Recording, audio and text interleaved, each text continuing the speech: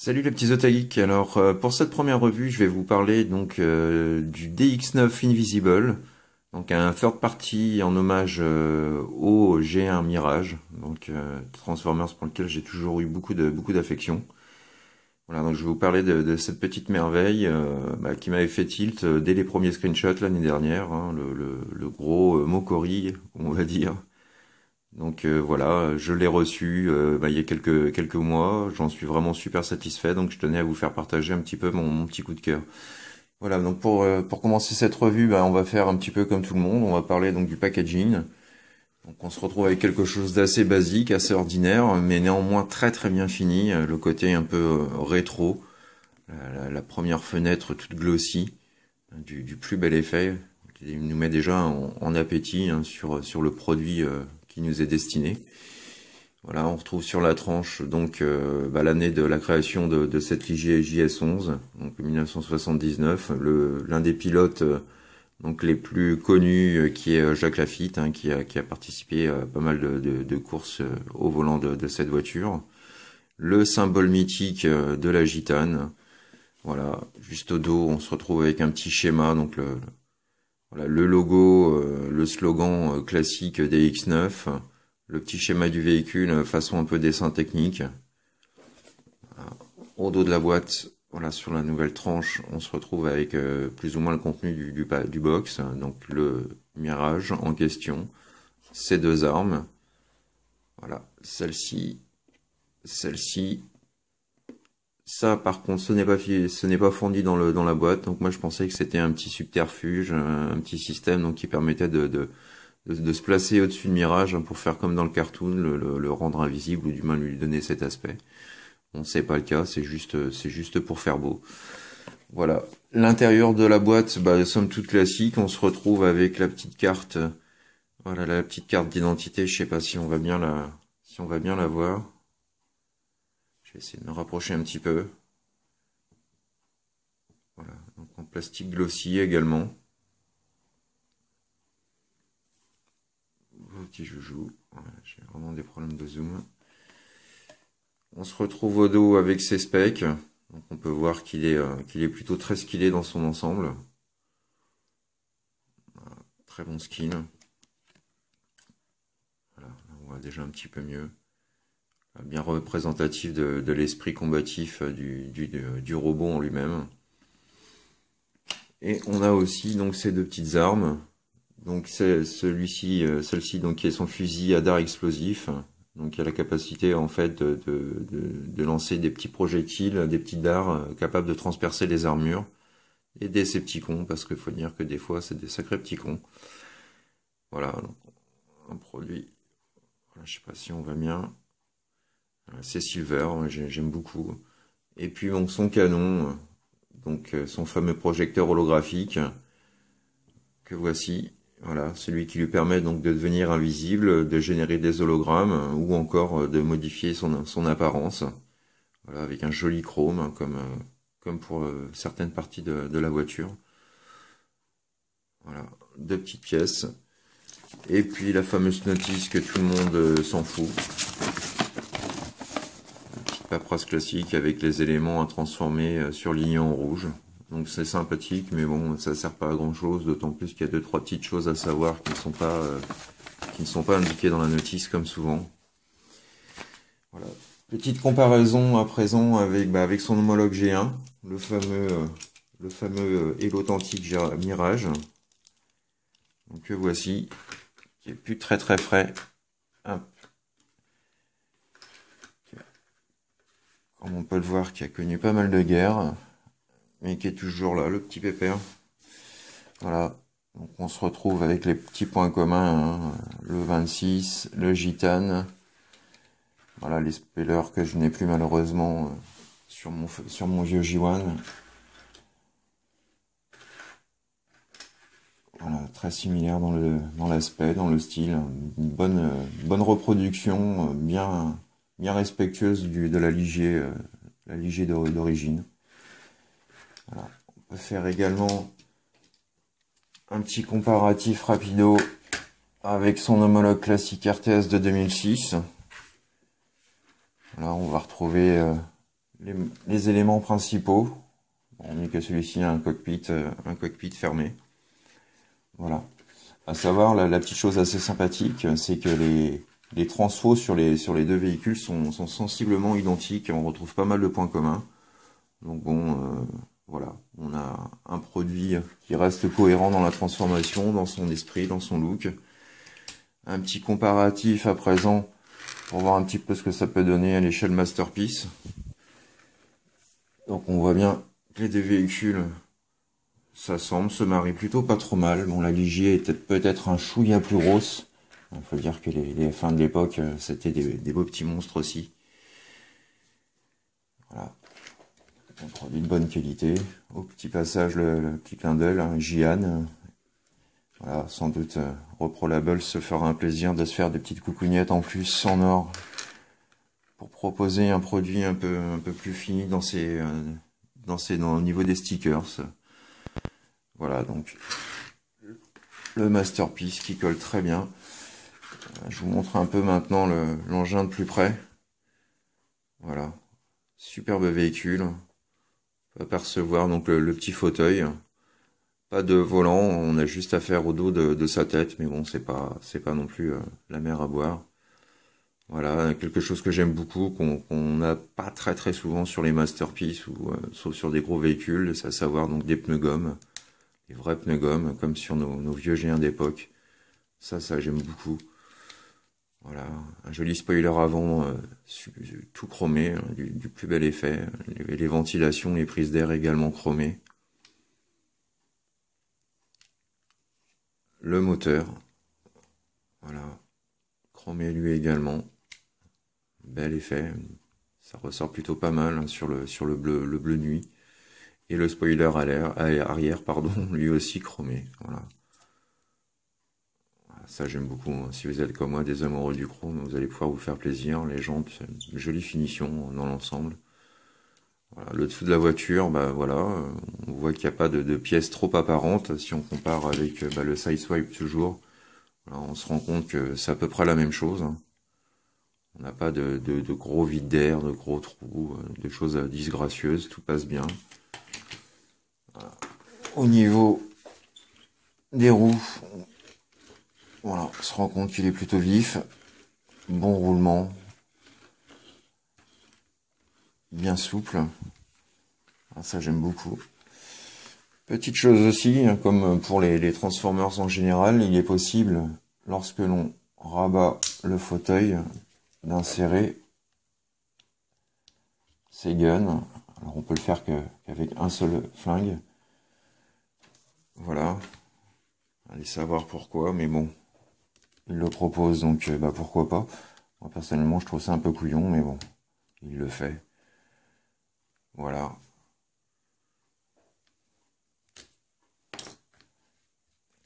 Bon, voilà pour la partie véhicule.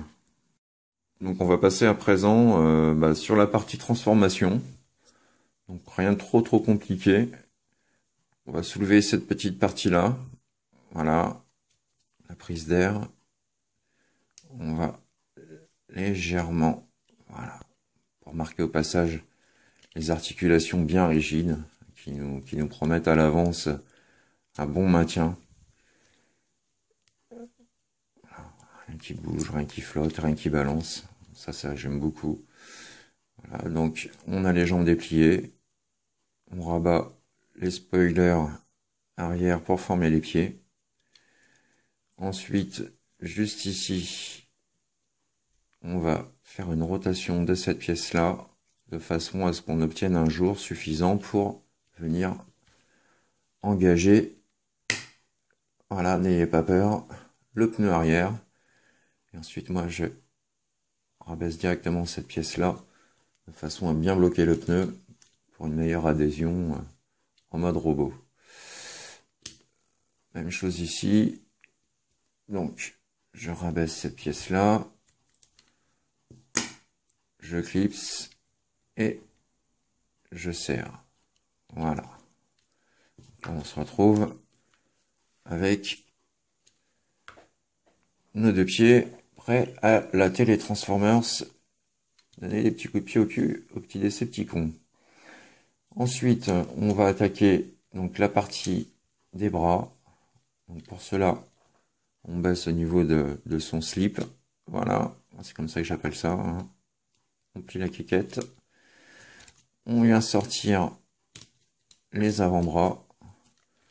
Cette partie-là, on la sort légèrement. Et pour éviter d'accrocher, ce que je fais, c'est que je tourne comme ceci.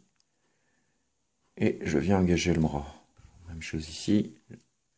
Je dégage légèrement. Je tourne et je rabats. Voilà, ça évite d'accrocher le plastique et de le stresser un peu trop. Ensuite, je vais donner voilà, une petite rotation complète à mon Invisible. Voilà.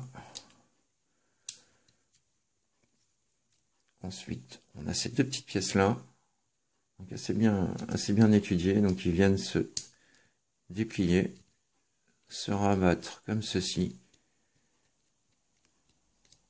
Et ça va nous former en fait le bas du bassin, des côtés du bassin, de façon, une fois de plus, ne pas avoir à se taper des jours moches comme tout. Donc voilà. Ensuite, moi, ce que je fais, c'est que je viens directement faire une rotation de façon à ce que les prises d'air se retrouvent ici. Voilà. Hop. On remonte le fauteuil du pilote. On va plier les deux spoilers avant, les rabattre l'un vers l'autre.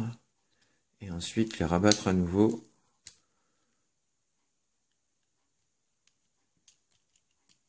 Hop là.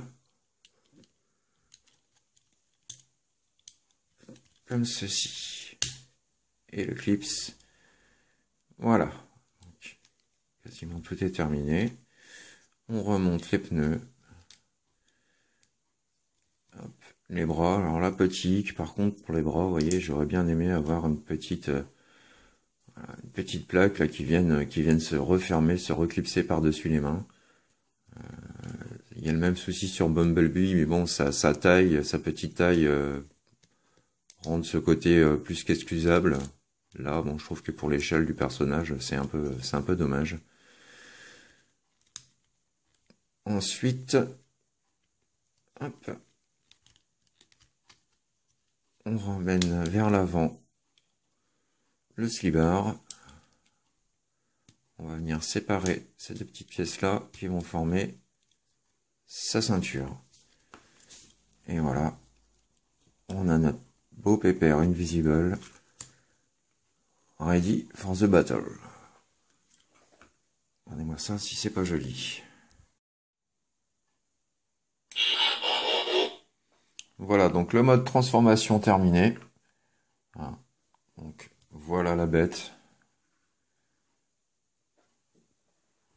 Voilà le magnifique petit pépère comme on dit. Voilà. Super skillé. Prêt à troller du Decepticon. Donc, faut montrer un peu la bête de plus près. Alors, je sais pas si on va pouvoir avoir un chouette focus pour son visage. Voilà. J'aime pas mal, j'aime assez le visage. Assez fidèle à son homologue sur le cartoon. Donc, rotation de la tête. Bon, ça sert pas à grand chose hein, du fait qu'il a sa grosse hotte derrière lui. Donc pas de light piping non plus, hein, aucune utilité puisque la lumière ne traverserait pas à travers. Donc on a juste des yeux peints. Voilà, le chest aussi légèrement pour rappeler le petit sticker savant du G1. Voilà. Donc son blaster, son projecteur holographique qui se fixe à l'épaule. Voilà. Bonne articulation, rotation complète des petites mimines. On peut ouvrir, fermer. Voilà. Petite rotation du torse. Alors pas trop exagéré hein, parce que sinon ça fait un peu couillon. Mais voilà, ça permet de pouvoir quand même le basculer légèrement. Pour lui donner des petites poses assez dynamiques, j'aime bien. Rotation du bras complète. Voilà. Bonne amplitude aussi. Il est capable de faire sentir ses aisselles ou de s'appliquer son petit dove matinal. Double pivot du coude. Donc ça j'aime beaucoup aussi. Hop là. Voilà. Pour lui donner cet effet.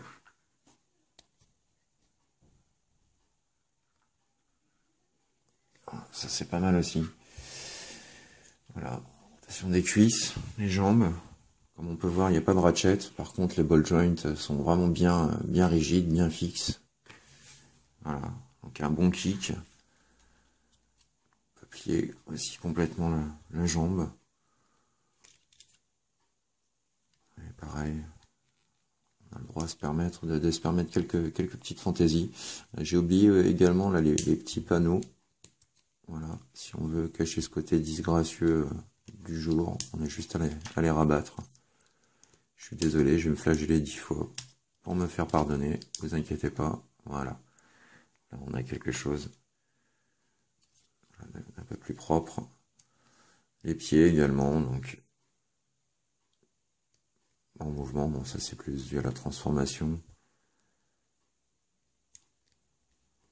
Mais il le fait. Donc voilà, très bonne articulation. Hop. Faire un petit comparatif rapidos. Faire un comparatif rapidos avec le fameux J1 Mirage. Voilà. Tout défraîchi, tout abîmé, tout pouilleux, mais qui est toujours debout. Vieux pépère qui est toujours fidèle au poste. Donc là encore, on va retrouver pas mal de similitudes. Bon, j'ai plus, comme je vous le disais tout à l'heure, les spoilers arrière pour faire le même effet des pieds, mais voilà, dans l'ensemble, on retrouve bien le profil, donc ce qui fait vraiment la ressemblance complète avec son homologue. Ici rapidement le classique RTS. Voilà. Beaucoup plus fin. Heureusement, on a sa petite silhouette toute frêle. Et également donc le side swipe, pour qu'on se rende bien compte de cette cohérence toujours présente au niveau de l'échelle Masterpiece. Donc la qualité et le plus 15 de la boîte font que, bien entendu, il ne s'agit pas d'un jouet, mais bel et bien d'une pièce de collection pour grands adultes ou grands adultes enfants, comme moi. Voilà. Donc ça passe super bien. Beau display en vitrine. En attendant que Takara se sorte les doigts du fignon et nous sorte un autre Mirage, peut-être plus réussi que celui-ci, mais en attendant pour le prix, je l'avais touché 75 $, frais de port compris. Pour cette somme, j'ai vraiment franchement rien à dire. J'en suis pleinement et totalement satisfait. Voilà, donc si vous avez aimé cette revue, n'hésitez pas à le signaler, à liker, le petit touche-pouce qui coûte pas cher et qui fait toujours plaisir. N'hésitez pas à mettre un commentaire si vous vous êtes bien marré, si en tout cas ça vous a plu. Vous pouvez aussi vous abonner, ça me fera vachement plaisir et puis ça m'encouragera certainement à faire d'autres reviews. D'ailleurs j'ai en projet donc de faire prochainement le Citizen Stake Second Run en hommage donc à Ultramanus pour comparer un petit peu avec sa version Masterpiece. Donc voilà, n'hésitez pas, laissez vos commentaires, bons comme mauvais. Et puis bah, je vous dis à la prochaine. Allez, tchuss les amis.